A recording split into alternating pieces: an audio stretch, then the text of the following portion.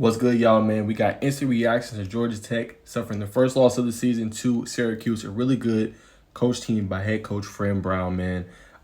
This was an interesting one, to say the least, man. Really good effort in the fourth quarter by Yellow Jackets to make this a game and make this more interesting than things probably should have been. So shout out to them for their resolve, but let's break it down. Now, first off, this dude balled. Kyle McCord. You know what I'm saying? He had a big game for them, 381 yards, 4 touchdowns. He had a big game last week, man. He didn't look phased at all.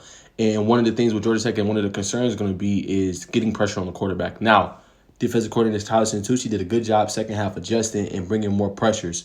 Did it result in more sacks? No, but he did try to speed him up a little bit, and it results in a couple missed throws and things like that. But overall, man, this was a heck of a game by McCord, man. He sliced and diced. He was running that cover two. He took advantage of it over the middle of the field with Trinellis Tatum and obviously Kyle Eifert. And their slot guys, their tight end, and Trevor Pena had big games, man, and they was taking full advantage of it.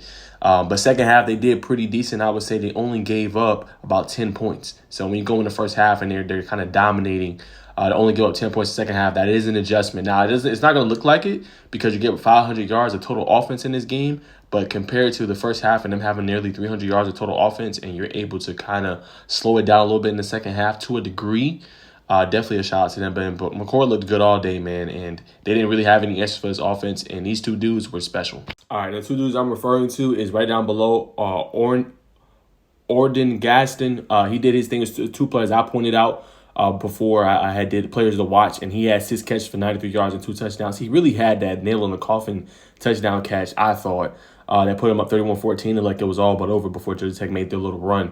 But he was big in this game, and then Trevor Pena had it going early in this game, and he had the 2 early touchdowns for Syracuse, helped them build an early lead in the game. 6 catches, 88 yards, and 2 touchdowns, man. He was explosive, and obviously Omari Hatcher. But those two right there were special on the day, and they didn't have any answers. And if those two can stay healthy, they have dealt with a lot of injuries over the past couple of years. If they can stay healthy, man, they got a good shot. Also want to give a shout out to LaQuint Allen. He had that rush late in the game that kind of sealed it for him when pressure was tight. Rushed for 83 yards on 15 carries, but he had that long run late in the game to be able to put the game out of reach, man. So he was also pretty good in this game. Now let's talk about the Yellow Jackets. My humble opinion, man. I thought the special teams was elite. Let's talk about them, man. They had a blocked punt, a blocked field goal, and an onside recovery. So when I asked head coach Brent Key about the complementariness of this football team, that was the reason I asked. Like, early on, offense was struggling a little bit. Defense came up big when they played against Georgia State. Same thing in this one. Defense has been struggling, but they was forcing field goals, forcing a couple points when they could, and the special teams came up big. Now, one of the key points on the part of this game, they only lost by 3 points. The key was at the end of the half. They're on, I think, the 35, 40-yard line, and Georgia Tech does not score. Now, they get in field goal range, right, for Aiden Bird, but he misses the field goal. But I thought on that drive, they should have been way more aggressive, right? They ran 3 consecutive run plays to kind of start out.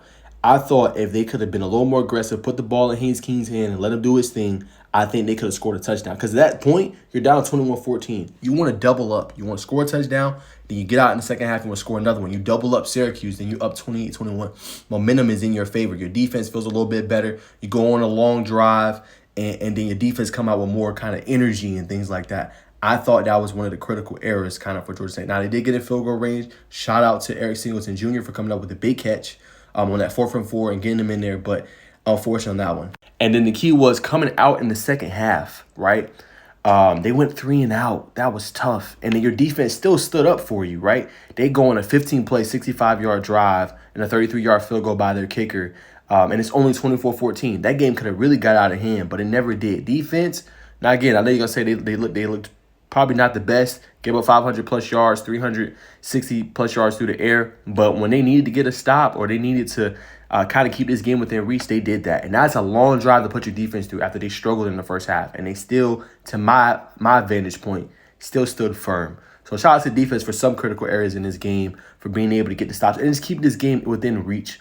Now, for the most part, the offense did struggle. You know what I'm saying? They didn't get to go into the fourth quarter where they scored 14 points, made it interesting. This guy right here, Haynes King, hit Chase Lane in the back of the end zone. A critical drive. They started going up-tempo. Then they get the critical onside kick, man. That was crucial in this game. They recover it, go right back down to field. Jamal Haynes, who had a tough game in this one, only 35 yards rushing, had the 15-yard touchdown score. So happy for him, man. Georgia Tech definitely had some injuries in this one. Hopefully Malik Rutherford is doing okay. Rib cage injury from what we heard from per reports. So hopefully he can come back. But they got enough weapons. One thing I am going to say about King, though.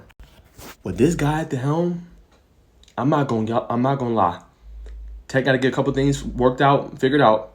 They have a chance to win with this guy. You know what I'm saying? And he was so accurate for the most part. Besides a couple plays he had pressure overthrew his guys.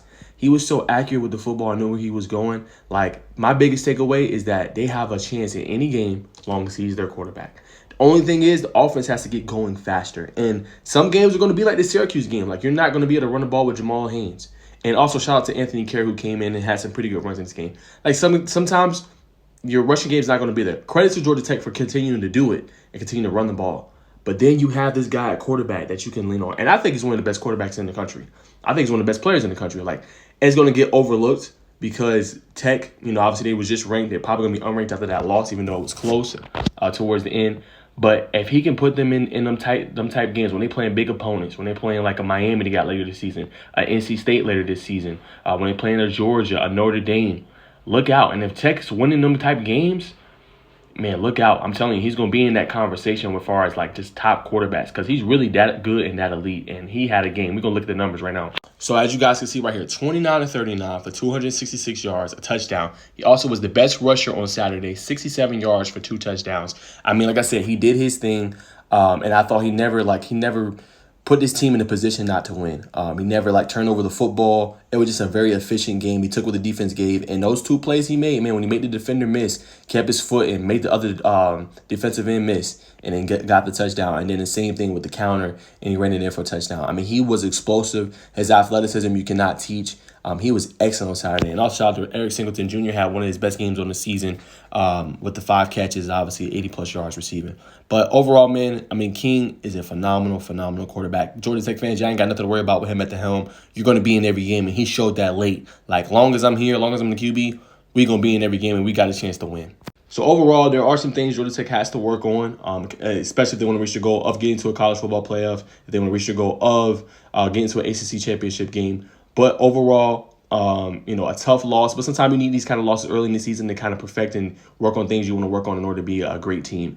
And I think they have the tools, right? They're going to have to be a little bit better adjusting defensively because they're going to play some elite offenses. You still got Miami on the schedule. That offense looks pretty elite. So they're going to have to be able to get pressure. Pressure is the biggest concern with this team right now, defensive line-wise and linebacker-wise. Now, credit to Santucci because he brings some pretty exotic blitzes and makes the quarterback uncomfortable, but you got to get home. If you can't get home, then, what's kind of the point? And they got to figure out the middle of the field. If they're going to change up the coverage from cover 2, maybe to a cover 3 or cover 4, just throwing some different looks at the quarterback to make him not be so comfortable.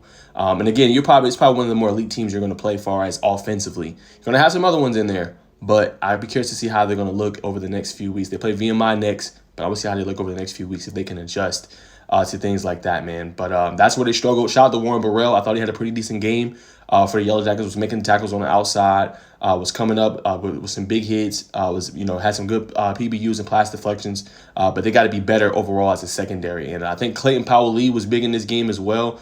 He went out with the first play that Syracuse ran on an injury. But when he came back, you can see it kind of it eased the team down a little bit.